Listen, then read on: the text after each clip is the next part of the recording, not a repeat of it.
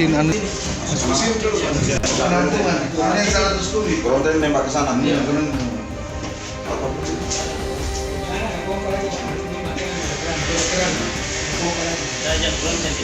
area suci ini teman-teman pelaksana secara bertahap, mulai dari tangga, dari basement itu sudah dilakukan pembersihan.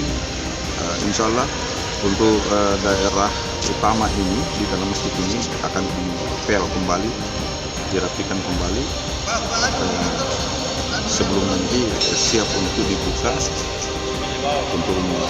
Dan kita memang tetap usahakan bahwa walaupun dia kena penalti, kita tetap usahakan bisa selesai di tahun ini.